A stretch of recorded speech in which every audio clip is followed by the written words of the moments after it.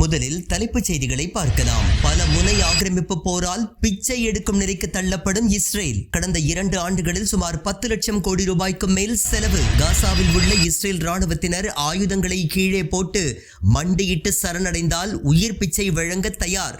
Hamas வெளியிட்டுள்ள புதிய அறிவிப்பால் பரபரப்பு. கைதாகும் இஸ்ரேல் வீரர்களுக்கு உரிய பாதுகாப்பு வழங்கப்படும் என்றும் அறிவிப்பு. ஈரானின் ஹைஃபா துறைமுக தாக்குதல் குறித்து வெளியான முக்கிய விவரம். ஒரே ஏவுகணையால் 1700 கோடி இஸ்ரேலுக்கு நட்டம். மின் உற்பத்தி மையம் சரி செய்ய முடியாத அளவிற்கு அழிப்பு. ஹமாஸை அழிக்க பல 10 ஆண்டுகள் தேவை. நெத்தன்யாகு அரசு பொய்யை விற்பனை செய்வதாக இஸ்ரேல் பத்திரிகை குற்றச்சாட்டு. அமெரிக்கா ஏற்படுத்திய சேதத்திற்கு உரிய இழப்பீடு வழங்க வேண்டும். இஸ்ரேலுக்கும் உரிய தண்டனை வழங்கப்பட வேண்டும். இல்லாவிட்டால் ஈரானே அந்த தண்டனையை வழங்கும் என அறிவித்துள்ள IRGC.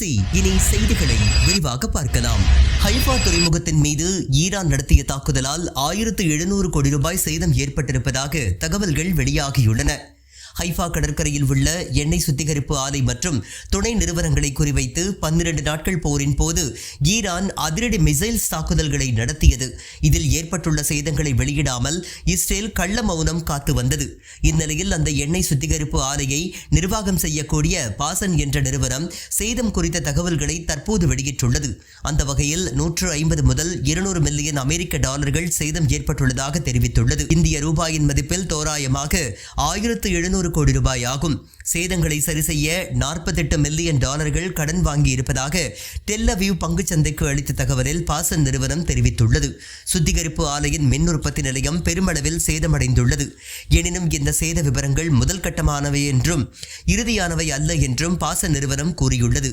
எனவே 1700 கோடிக்கு மேல் சேதம் ஏற்பட்டிருப்பது உறுதி செய்யப்பட்டுள்ளது. ஹமாஸை முழுமையாக அழிக்க இன்னும் 10 ஆண்டுகள் தேவைப்படும் என்று இஸ்ரேல் பத்திரிகையின் ஆய்வுக் கட்டுரை குறிப்பிட்டுள்ளது.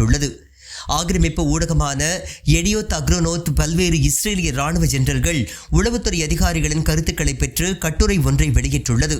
அதனை பற்றி இந்த தொகுப்பில் பார்க்கலாம். காசா கரையில் தடையற்ற சுதந்திர ஆட்சி நடத்திய ஹமாஸ் இயக்கம் நாட்டின் அனைத்து பகுதிகளிலும் தனது வேர்களை ஆழமாக ஊன்றியுள்ளது. சுமார் 2 ஆண்டுகள் கடும் போரை கடந்தும் இன்னும் குறைந்தபட்சம் 10,000த்திற்கும் மேற்பட்ட வீரர்கள் உள்ளனர். ஹமாஸ் அழிந்து விட்டதாக கூறுவது அவதூறானது, முட்டாள்தனமானது. இஸ்ரேல் பொதுமக்களுக்கு சில ஊடகங்கள் பொய்களையும் கட்டுக்கதைகளையும் மட்டுமே விற்பனை செய்து வருகின்றன. ஹமாஸின் கட்டளை திறன், நிர்வாக கட்டமைப்பில் பெரும் பாதிப்பு ஏற்பட்டாலும் அது தொடர்ந்து சீராகவே இயங்கி வருகின்றது. விரைவில் போர் நிறுத்தம் வந்துவிடும். ஹமாஸ் நிலைத்து நிற்கும். ஹமாஸை அழிக்க இன்னும் 10 ஆண்டுகளாவது போர் செய்ய வேண்டும். அது சாத்தியமில்லை என்று அந்த கட்டுரை நீண்டு செல்கின்றது. இஸ்ரேல் மற்றும் அமெரிக்காவின் தாக்குதல்களால் ஈரானின் அணு ஆய்வுக் கூடங்களில் ஏற்பட்ட சேதங்களுக்கு உரிய இழப்பீடு தராவிட்டால் இஸ்ரேல் மற்றும் அமெரிக்காவின் மீது விரைவில் தாக்குதல் நடத்தப்படும் என ஈரான் அறிவித்துள்ளது. ஈரானின் மெஹர் நியூஸ் ஏஜென்சி வெளியிட்டிருக்கும் செய்தியில் ஈரானின் மூத்த அதிகாரி ஒருவர் அளித்துள்ள பேட்டியில், தற்போது இஸ்ரேல் மற்றும் அமெரிக்காவுடன் ஈரான் தற்காலிக சண்டை நிறுத்தம் மட்டுமே செய்துள்ளது. அணுசக்தி தொடர்பாக பேச்சுவார்த்தை நடத்த வேண்டும் என்றால் பல நிபந்தனைகள் உள்ளன. குறிப்பாக அமெரிக்காவின் தாக்குதலில் ஏற்பட்ட சேதத்திற்கு நஷ்டஈடு வழங்க வேண்டும். அதேபோல இஸ்ரேலுக்கு உரிய தண்டனைகள் வழங்கப்பட வேண்டும். இவை நடக்காத பட்சத்தில் இஸ்ரேலுக்கு ஈரானே உரிய தண்டனையை வழங்கும் என்றும் அதற்கான தயாரிப்பில் ஈடுபட்டுள்ளோம் என்றும் கூறியுள்ளார். மேலும் இந்த முறை முதல் தாக்குதல் ஈரானுடையதாகவே இருக்கும். அவர்கள் தாக்கும் வரை காத்திருக்க மாட்டோம். ஆபரேஷன் ட்ரூ ப்ராமிஸ் 4 நிச்சயம் எதிரிகளுக்கு கொடூரமானதாக இருக்கும் என்று அவர் எச்சரித்துள்ளார். காசாவில் உள்ள இஸ்ரேலிய ராணுவத்தினர் சரணடைவது மட்டுமே அவர்களது உயிருக்கு பாதுகாப்பு என்று ஹமாஸ் புதிய எச்சரிக்கையை விடுத்துள்ளது. காசாவில் உள்ள இஸ்ரேலிய ஆக்கிரமிப்பு படையினருக்கு அல்-கசாம் படை ஒரு அறிவிப்பை வெளியிட்டுள்ளது. அதில், நீங்கள் எவ்வளவு பாதுகாப்பான இடத்தில் இருந்தாலும் நிச்சயம் எங்களது வீரர்கள் உங்களை அடைவார்கள். அப்போது அவர்களை எதிர்த்து சண்டையிட்டு நீங்கள் உங்கள் உயிரை இழக்க வேண்டாம். காரணம், எங்களது வீரர்கள் உங்களை கொல்வதற்காக வரமாட்டார்கள், கைது செய்யவே வருவார்கள். அப்போது நீங்கள் களத்தில் கடைபிடிக்கப்படும் நடைமுறைகளை கடைபிடியுங்கள். உதாரணமாக, உங்கள் ஆயுதங்களை தாழ்த்தி மண்டியிட்டு சரணடையுங்கள். உங்களை கைதிகளாக பிடித்துச் செல்வார்கள். நிச்சயம் எங்கள் உயிர் உள்ளவரை உங்கள் உயிரை பாதுகாப்போம். பிறகு உங்களை இஸ்ரேல் அரசிடமே ஒப்படைப்போம். எனவே இந்த நடைமுறைகளை கடைபிடியுங்கள் என்று அல்-கசாம் படை அறிவித்துள்ளது.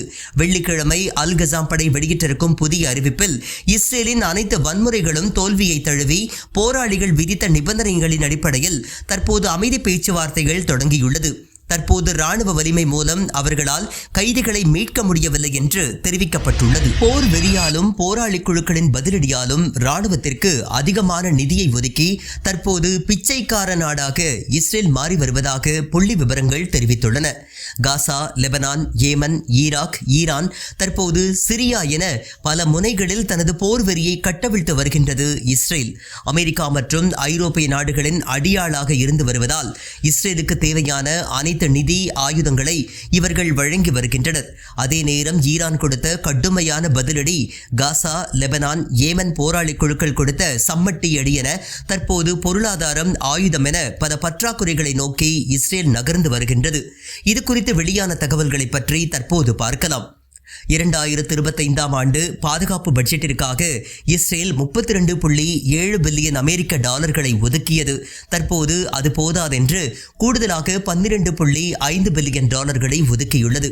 ஏற்கனவே ஒரு ஆண்டிற்கு இராணுவத்திற்காக இஸ்ரேல் இந்திய ரூபாயின் மதிப்பில் சுமார் 3.9 லட்சம் கோடியை ஒதுக்கியுள்ளது. இலங்கை மதிப்பில் சுமார் 14 லட்சம் கோடி ரூபாய் ஆகும். இஸ்ரேலின் ராணுவ செலவு கடந்த 2024ஆம் ஆண்டு மட்டும் 65% அதிகரித்துள்ளது. அந்த ஒரு ஆண்டு மட்டும் சுமார் 4 லட்சம் கோடி இந்திய ரூபாயை இஸ்ரேல் செலவு செய்துள்ளது. 140 கோடி மக்கள் தொகை கொண்ட இந்தியா 6 லட்சம் கோடி ரூபாயை செலவு செய்கின்றது. ஆனால் வெறும் 90 லட்சம் மக்கள் தொகை கொண்ட இஸ்ரேல் 4 லட்சம் கோடியை செலவு செய்துள்ளது. காசா மற்றும் லெபனான் போருக்கு தனியாக 2.7 லட்சம் கோடி ரூபாய் இஸ்ரேல் செலவு செய்துள்ளது. ஈரானுடனான 12 நாட்கள் போரில் நாள் ஒன்றிற்கு இஸ்ரேலை தற்காத்துக் கொள்ள 6200 கோடி ரூபாய் செலவு செய்துள்ளது ஆக்கிரமிப்பு நிர்வாகம். 2023ஆம் ஆண்டு முதல் அமெரிக்கா இஸ்ரேலுக்கு சுமார் 18 பில்லியன் டாலர்களை நிதியாக வழங்கியுள்ளது. ஆனால் இது இஸ்ரேலின் பட்ஜெட்டில் வெறும் 15% மட்டுமேயாகும். கடந்த 1967ஆம் ஆண்டு போரில் தான் இஸ்ரேல் மிகப்பெரிய தொகையை செலவு செய்துள்ளது. ஆனால் அதையும் விஞ்சி, அதாவது அதன் ஆக்கிரமிப்பு வரலாற்றில் இதுவரை இல்லாத அளவிற்கு தொகை செலவு செய்து திவால் நிலையை நோக்கி சென்று வருவது குறிப்பிடத்தக்கது. மீண்டும் தலைப்புச் செய்திகள். பல முனை ஆக்கிரமிப்பு போரால் பிச்சை எடுக்கும் நிலைக்கு தள்ளப்படும் இஸ்ரேல். கடந்த 2 ஆண்டுகளில் சுமார் 10 லட்சம் கோடி ரூபாய்க்கு மேல் செலவு. காசாவில் உள்ள இஸ்ரேல் ராணுவத்தினர் ஆயுதங்களை கீழே போட்டு மண்டியிட்டு சரணடைந்தால் உயிர் பிச்சை வழங்க தயார். ஹமாஸ் வெளியிட்டுள்ள புதிய அறிவிப்பால் பரபரப்பு. கைதாகும் இஸ்ரேல் வீரர்களுக்கு உரிய பாதுகாப்பு வழங்கப்படும் என்றும் அறிவிப்பு. ஈரானின் ஹைஃபா துறைமுக தாக்குதல் குறித்து வெளியான முக்கிய விவரம். ஒரே ஏவுகணையால் 1700 கோடி இஸ்ரேலுக்கு நட்டம். மின் உற்பத்தி மையம் சரி செய்ய முடியாத அளவிற்கு அழிப்பு. ஹமாஸை அழிக்க பல 10 ஆண்டுகள் தேவை. நெத்தன்யாகு அரசு பொய்யை விற்பனை செய்வதாக இஸ்ரேல் பத்திரிகை குற்றச்சாட்டு. அமெரிக்கா ஏற்படுத்திய சேதத்திற்கு உரிய இழப்பீடு வழங்க வேண்டும். இஸ்ரேலுக்கும் உரிய தண்டனை வழங்கப்பட வேண்டும்.